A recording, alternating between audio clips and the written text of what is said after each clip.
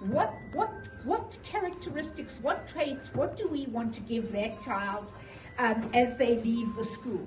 And so we started looking at how we would get people on board, the children on board, to understand where this ultimate goal went. And ladies and gentlemen, it takes a lot of consultation, and as Craig said, a lot of time. And you've got to be very committed, and you've got to also know that it is only done in baby steps. It's done in piecemeal. You can't, I started in the 1980s in education, and in those days the principal would walk in and he would announce, we are doing X, Y, and Z, and you've all got to go and do it. It doesn't work like that now. Now you need to get people on board, you need to get people where you want to go, and you need to have a look at how that journey is going to unfold. So in looking at our learners, fortunately our school had a school motto that resonated with us. But we said it was Latin, as so many of the old schools do have. So we said, what does it mean to anybody who sees it? They don't know what it means. So we started this process of unpacking what the Latin motto meant. And like so many schools, and I see it, when I've visited schools in the past, I see it, you walk into a school and they say, these are the values we stand for. This is what we stand for.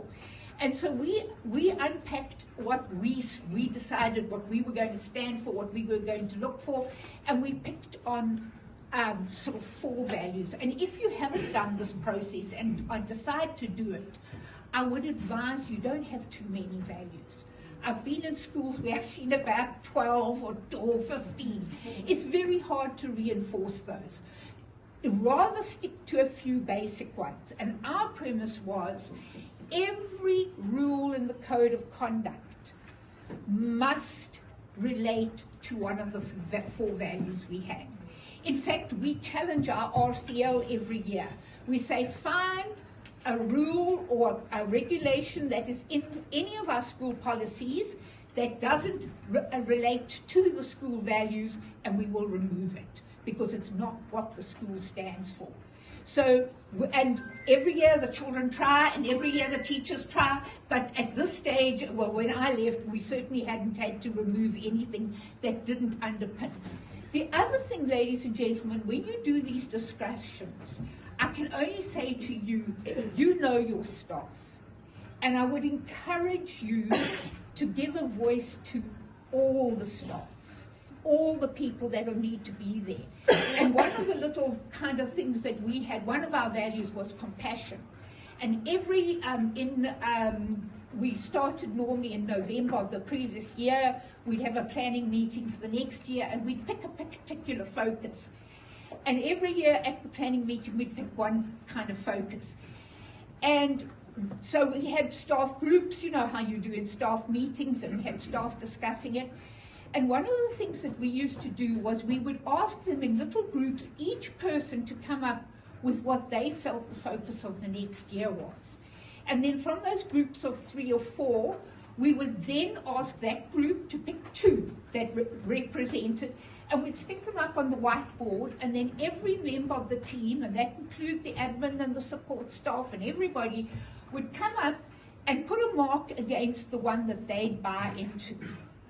And at the end of 2019, and I reference the date because, as you know, COVID is just in the next year, we were heading into our 65th anniversary was going to be 2020.